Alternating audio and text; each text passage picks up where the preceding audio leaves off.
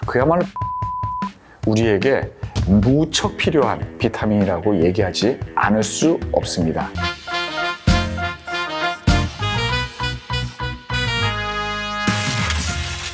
자, 여러분, 오늘은 제가 여러분들한테 비타민의 꽃이라고 얘기하는 비타민C에 대해서 한번 얘기해 볼까 합니다. 여러분들 많이 드시죠, 비타민C?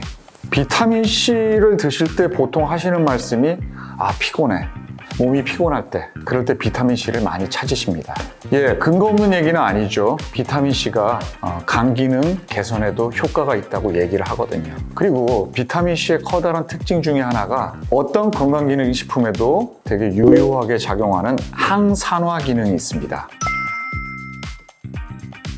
그러면 비타민C가 어떤 역할을 하고 있을까요?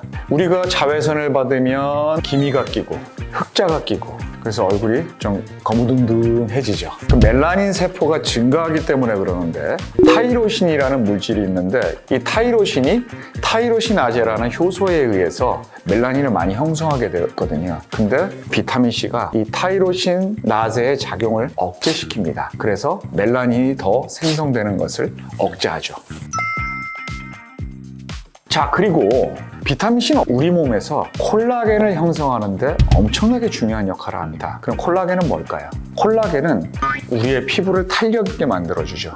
피부 아래쪽에 있는 실질 부분을 형성하게 되고 무엇보다도 우리 혈관을 탄력 있게 만들어주는데 콜라겐이 무척 중요합니다. 그럼 비타민C는 어떤 작용을 하냐면 이 콜라겐을 형성하는 데 있어서 플로린이나 라이신, 아미노산에 하이드록실기를 하나 붙여주는 역할을 해요. 하이드록실레이션이라고 하는데 이때 비타민C가 조효소로 작용합니다. 그럼 콜라겐이 우리 몸에서 없어진다면 어떠한 일이 생길까요? 마젤란이나 바스코다가마가 대항해 시대가 있었죠. 유럽에서 전체 대륙을 갖다가 항해할 때가 있었습니다.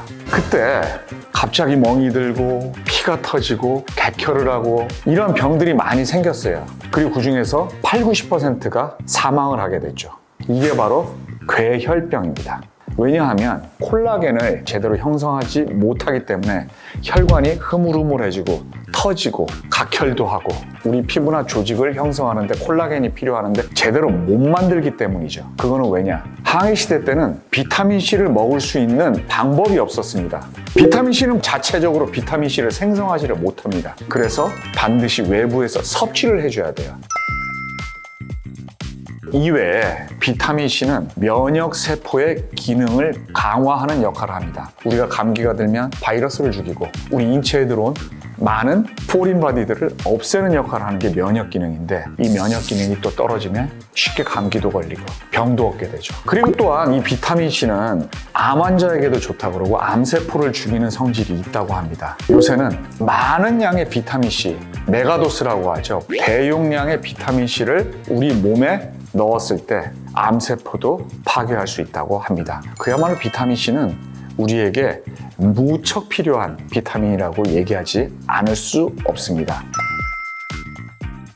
앞서도 말씀드렸듯이 비타민C는 반드시 외부에서 섭취를 해야만 가능하죠. 한국영양학회지에서 발표한 필수 영양소 양을 보면 섭취를 권장하는 것은 100mg이고요. 가장 많이 먹었을 때도 큰 합병증이 생기지 않는 것은 한 2000mg 정도까지라고 합니다.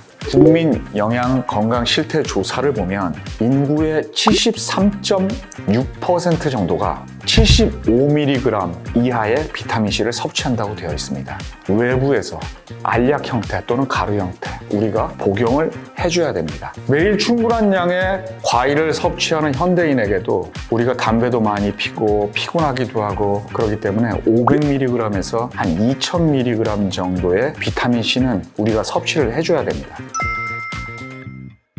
그런데 1000mg의 비타민C를 한꺼번에 섭취를 했을 때 우리가 위장관에서 흡수되는 율은 반밖에 되지 않습니다. 우리가 1000mg을 한꺼번에 섭취하거나 그렇게 됐을 때에는 반 또는 4분의 1 정도만 우리 몸에 흡수가 되고 나머지는 다 소변으로 배출이 된다는 얘기죠.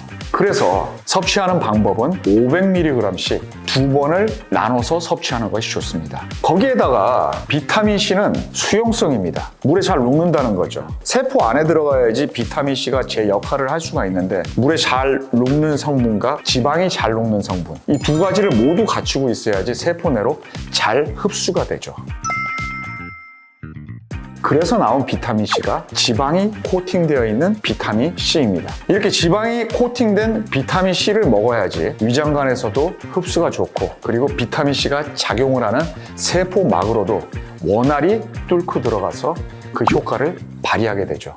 한 논문을 보면 지질이 코팅된 비타민C를 준 다음에 세포 내 흡수를 관찰을 했어요. 그리고 한쪽은 지질이 코팅되지 않은 비타민C를 봤는데, 지질이 코팅이 되어 있는 비타민C가 인간의 세포 내에서 훨씬 더 잔존율이 높았다고 합니다. 마지막으로 정리를 다시 한번 해드리면, 비타민C는 지질 코팅이 되어 있는 비타민C를 먹고 500mg으로 따로따로 되어 있는 거를 아침 저녁으로 두 번 나눠서 먹는 것이 훨씬 더 흡수율을 높일 수 있다는 것이 저의 결론입니다. 오늘은 비타민C가 어떤 역할을 하는지, 왜 필요한 건지, 그리고 어떤 비타민C를 먹고 어떻게 먹어야 되는 것이 좋은지 이야기해봤습니다. 제 영상이 마음에 드셨다면 구독과 좋아요 부탁드립니다. 다음에도 더욱더 알찬 컨텐츠를 가지고 여러분에게 등장하겠습니다.